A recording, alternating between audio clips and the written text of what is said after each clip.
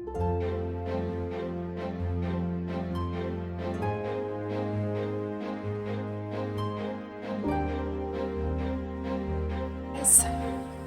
it's a hot one today. Going to be in the 90s again. Anyway, I was just out driving to another appointment here, and I'm just sitting here in my car. And as I was driving, it must be bulk garbage day, because I literally could have furnished a living room with all the stuff that was out. There was a nice sofa, there was a nice chair, there was like a unit that you could put your TV on, all kinds of stuff. There were outdoor chairs for a patio. It always amazes me the things that... Oops. It always amazes me the things that people throw away when they could possibly sell them, I'm thinking. But, or fix them, or clean them. But, I don't know. I don't get it. Anyway, it looks like this is the only way I'm going to be making my videos here for a while. Although yesterday I did receive a box of goodies from Imperfect Foods, and I wanted to add to that I'm not sponsored or anything. I just wanted to try it and do a little review on it. And in the spirit of wastefulness, it's nice that this company is using some of this food to sell and feed people. So I just wanted to talk about that a little bit. So I'm glad to see a lot of young people are into this green movement and less waste and minimalism. That's a good thing. And I'm actually on board with that. I try to recycle everything that I can. I use my kitchen scraps either for freezing it and making soup, later on a broth, or I put it in my composter to make nice fertile soil for next year. So if you're into saving the planet, which I think we all need to do, you might want to consider some of these options. And if you don't have a composter or you can't afford one, there's lots of videos online about how to make composters using totes, and you can even compost in a tote and plant your veggies on top of that. And there's lots of videos out there for that. In fact, I want to try that next year. I have some just plastic containers that I've had, that I've saved, that I want to give that a try. And so you can always add lime to your compost. That'll make it decompose faster. I don't have a sunny place, and I can't make a compost pile because you need heat for that to decompose. But you can also buy a compost maker, and I got mine at Home Depot, Lowe's. They carry it, and I'm sure you can get it online. And you add it to your compost, and it helps it decompose faster. Another thing that I do to help with staying more green, and I've talked about this before, I have my Bubba cup, and I always fill that with either hot or cold ingredients, and that way I don't have to buy all the plastic.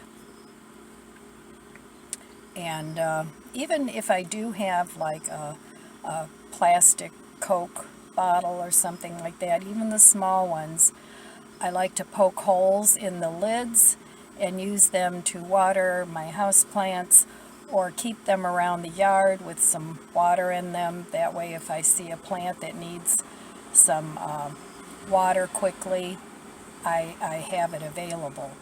And with the little tiny holes, the mosquitoes won't get in it. So, and you can even do that with larger Coke bottles. Just make little holes in the top, and you can squeeze it like a water bottle, and it doesn't wash a lot of the soil away. So that's something that you can do to help your garden and also to help out the planet. I use these metal straws.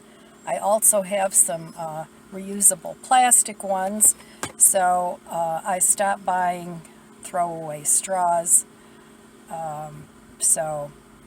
Because all this stuff is getting dumped into our oceans, and that's not good. There's too many of us to not be conscientious about our waste. When you buy things like potato chips, you can reuse those bags to freeze things in. A lot of them have like a mylar lining to them, so you can reuse those bags. That'll reduce your waste. I save large cardboard boxes and open them up, and I use them as a layer to cover the ground when I spray paint something, and you can reuse those multiple times. I also use those in my garden when I want to kill the grass, make a new garden. So cardboard is very useful. If you can't afford expensive fancy boxes to store your things in, you can use some nice heavy cardboard boxes. You can use contact paper on the outside, or you can get rope and a hot glue gun and make it into a woven basket. And it's all for free. You don't need to throw it all away. You can also recycle and reuse paper in your composter. You can use paper, leaves, paper bags, your shredded documents. Then you don't have to worry about somebody digging around in your garbage and putting together your papers. So just shred them and stick them in your composter. So, and it works out great.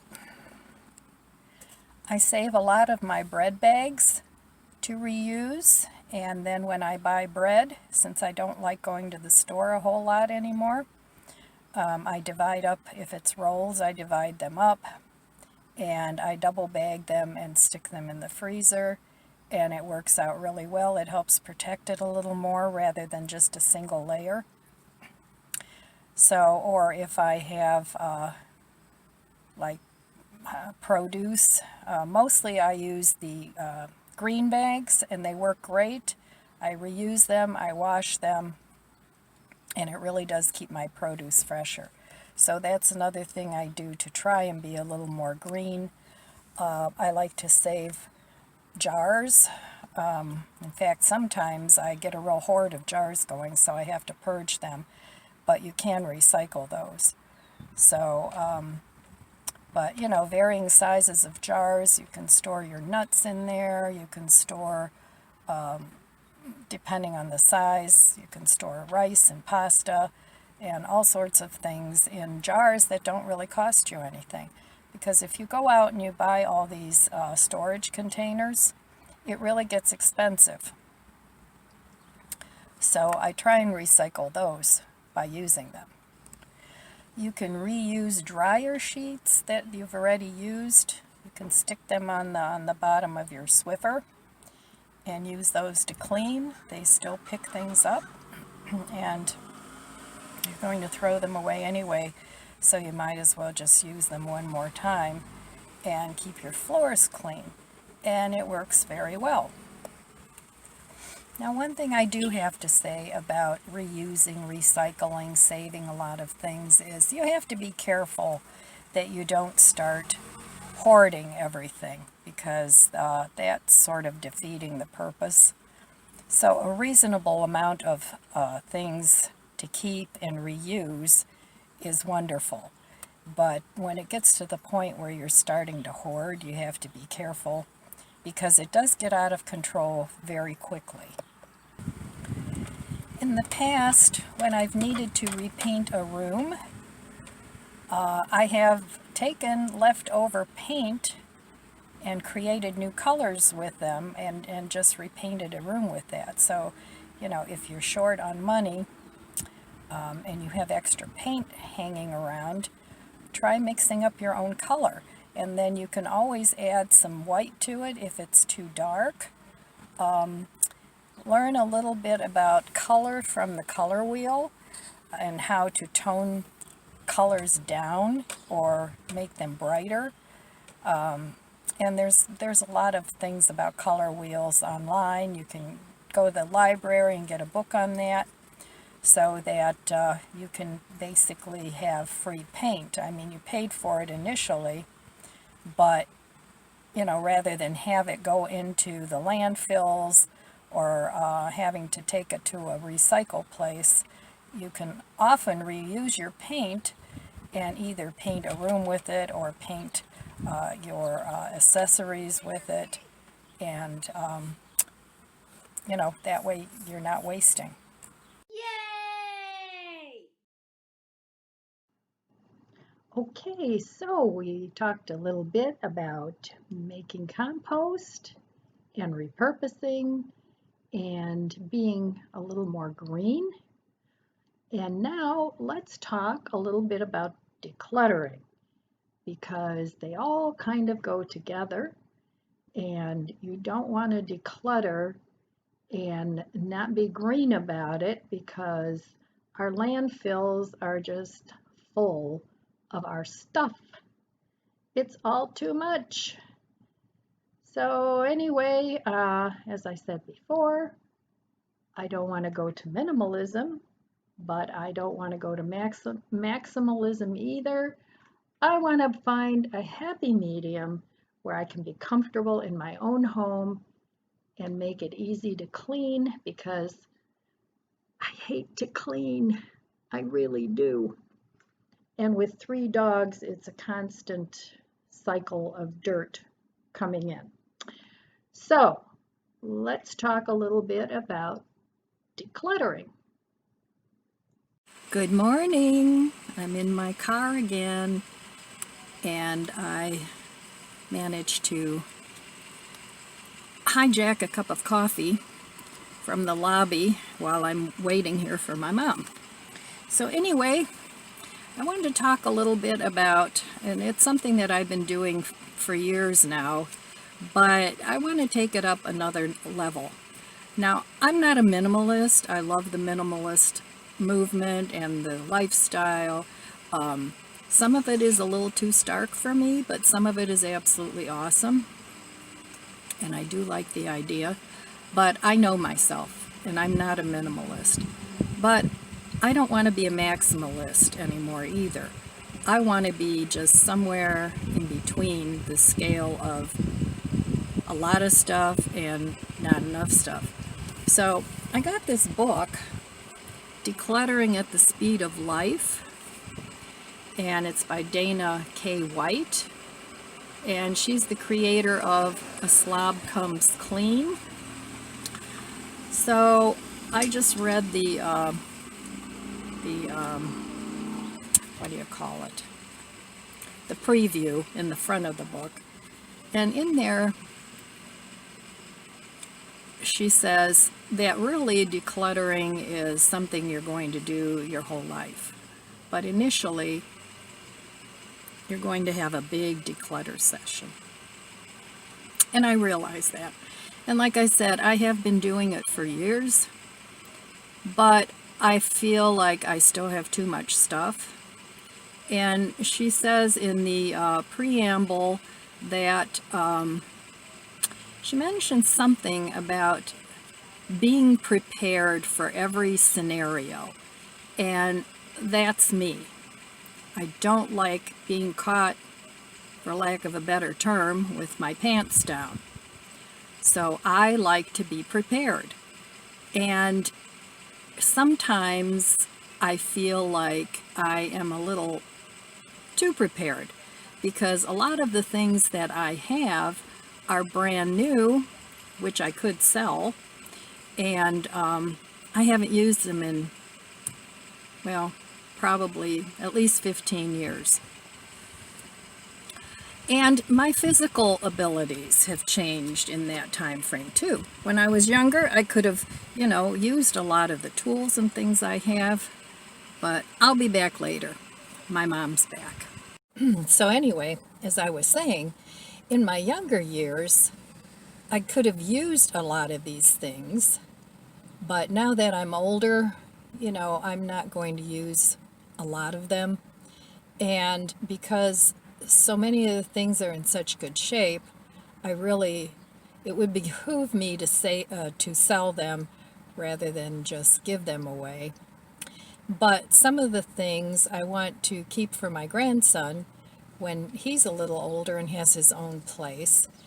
He can use some of the tools that I have, because I always loved Home Depot and, getting the tools and, but anyway, my ideas have changed and I don't want to do that anymore.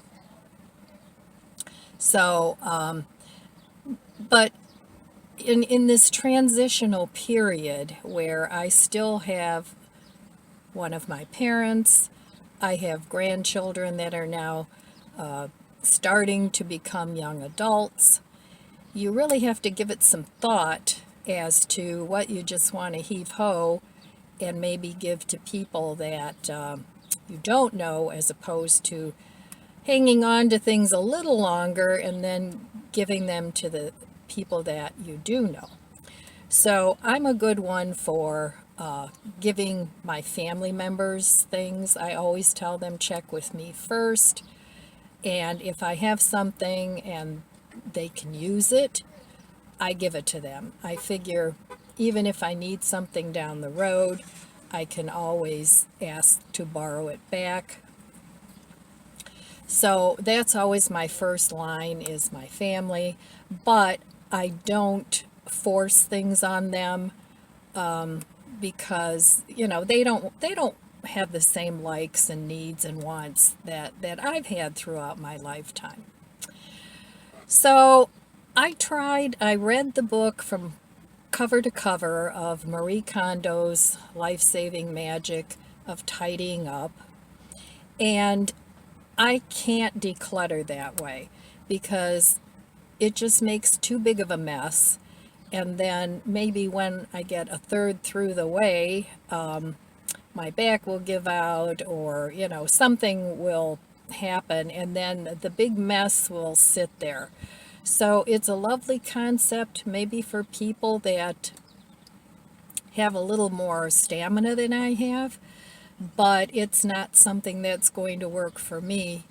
And this book might do the trick. I have to read further yet.